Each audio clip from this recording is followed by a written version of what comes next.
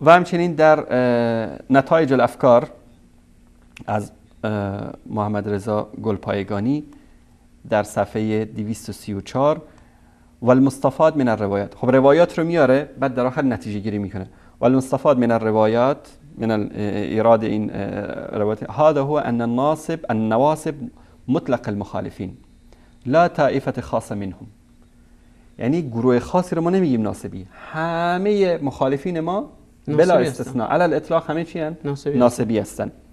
که این رو منظورش از استفاده از این افادت المحقق که میگه مقصودش بهرانی است، صاحب کتاب الحدائق. و در اینجا ثم انه رحمه الله ذکر اخبار الضاله عنده و یزعمه على کفر المخالفین و نجاستهم، هم کافر هستن هم نجس هستن.